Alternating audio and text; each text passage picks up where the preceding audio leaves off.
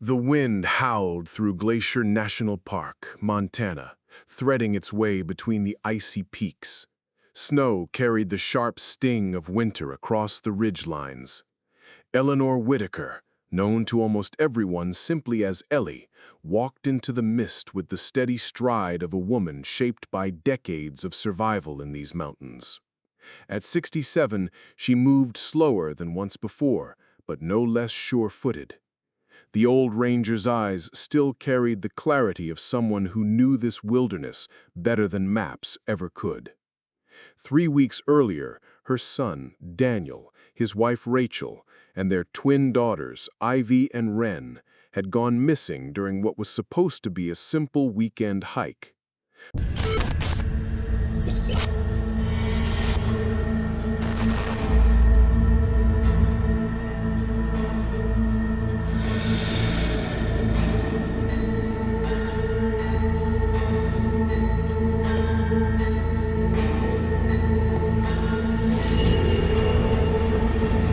A sudden snowstorm swallowed them whole.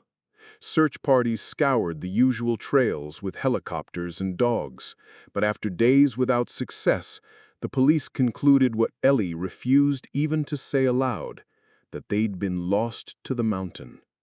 But Ellie knew her son. Daniel had spent his life respecting this land, learning its dangers while trailing after his ranger mother as a boy. He wouldn't lead his family blind into death. Something else had happened, something darker. At the lodge that evening, silence followed wherever Ellie went. She pinned new missing person flyers along the walls, each one showing her son in his green hoodie, Rachel smiling, and the twins with their identical gap-toothed grins. Each poster felt like both a prayer and a declaration. I will not stop looking. Then, while she worked at the trailhead, a figure in camouflage stepped from the trees. He introduced himself as Cal Jennings, a local hunter with decades in these mountains. Weathered skin and sharp eyes, the kind that miss nothing. Politely, he took one of her flyers. As he studied it, his brow knitted with familiarity. "I've got trail cameras up north," Cal said slowly. "Maybe I should check something." Ellie's heart skipped. He popped open the small tracker in his hands, scrolling through clips. And then he froze.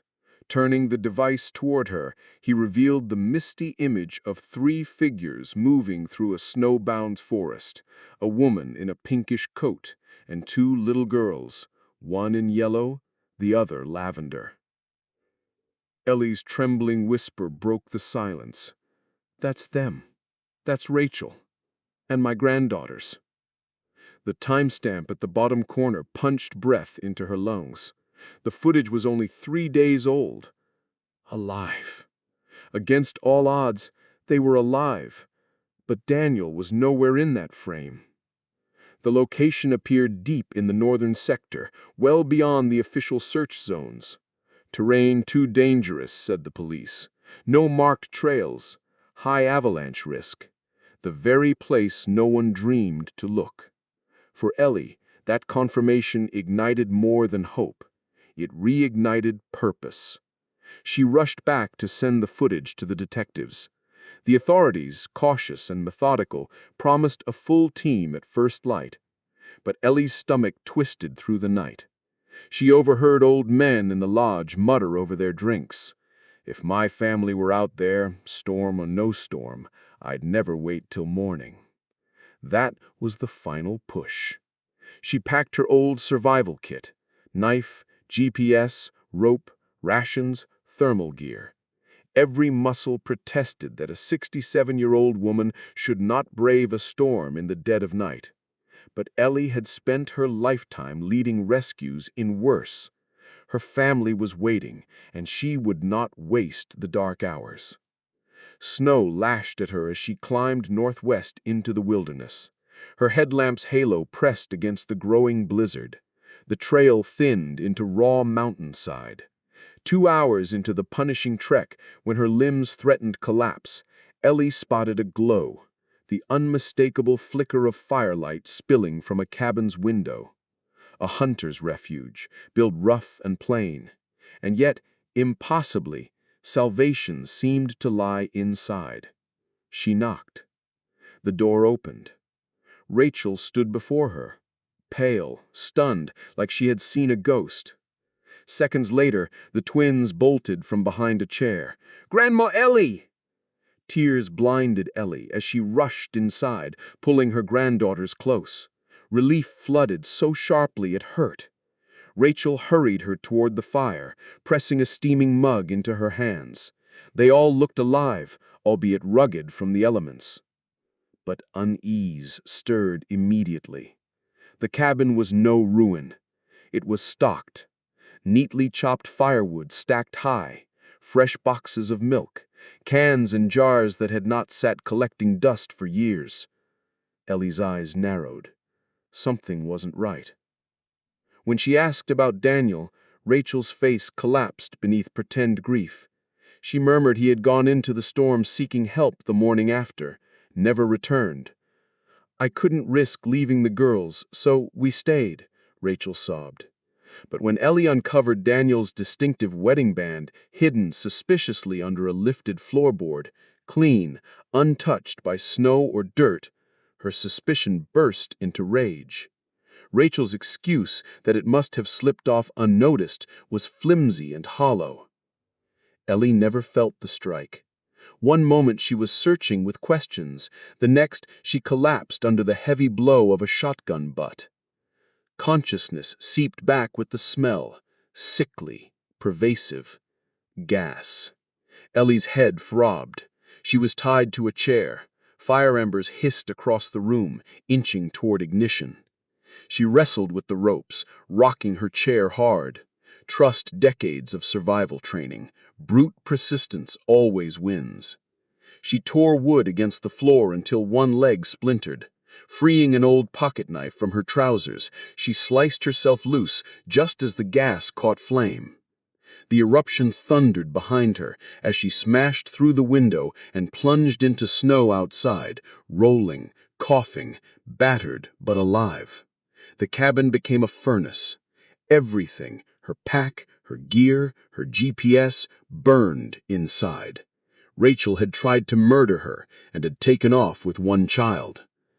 Then came the cry, thin and high, nearly stolen by the wind. "Grandma!" Ellie stumbled toward the sound and found Wren. The little girl lay trembling against a rock, her ankle monstrously swollen. "Mom said I was slowing us down," Wren sobbed. "She told me and Ivy she needed a sacrifice. Then she took Ivy and left me behind." Ellie's blood turned to fire. She bound her granddaughter's leg with makeshift splints, hoisted the child in her arms, and began the back-breaking return downhill. Every aching step cut by ice and fatigue, but Wren's faint breath against her neck was enough to keep her upright. By the time dawn touched the sky, Ellie broke from the forest onto the lodge's trail. Hikers gasped as she staggered into sight, shouting for help with Wren in her arms.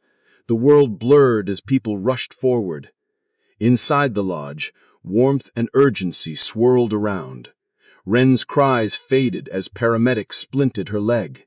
Ellie's words cut the air like knives. "Rachel tried to kill me. She left Wren for dead." Silence swept the gathering. In the hospital, another twist awaited. Rachel had already arrived that morning with Ivy in tow, delivered by a hunter, and was accusing Ellie of violence. The audacity nearly broke the old woman's composure. But Cal Jennings returned and brought truth spilling into the light. It was his secret cabin. He confessed 3 weeks ago he found them sheltering after the first storm. He agreed to keep their presence hidden. He described with halting guilt how he had witnessed Rachel shove Daniel from a cliff to his death while the children screamed behind trees. Rachel had offered Cal a deal: stay quiet, keep them supplied, and she would pay him off from Daniel's $2 million life insurance plan. For 3 weeks, he chose selfish silence. But hearing her later insinuate he would be her scapegoat drove his conscience raw. Now at last, He testified. Police arrested him on the spot as an accessory, and with his testimony, they had Rachel pinned for first-degree murder and attempted murder. When they entered Rachel's hospital room with cuffs, Ellie followed, pale but unyielding. "Why?" Ellie demanded. "Daniel adored you. Why kill him?" Rachel's face twisted in rage. "Adored? He was cheating. He planned to leave me, to rewrite the prenup." Ellie's voice shook with fury. "Daniel would never. You invented betrayal to justify your greed." Rachel spat venom, but the cuffs creaked shut around her wrists. For the first time, her children would be safe from her. Ellie would turn to Wren in recovery. The child stirred, leg in plaster, murmuring, "Grandma, where's Mom? Where's Ivy?" Ellie caressed her granddaughter's hair. "Wren, sweetheart, Ivy is at the hospital too. You'll see her soon. As for Mom, she's with people who need answers about what she did." Later, Ellie stepped quietly into Ivy's room. The other twin looked so much like her sister, but burdened with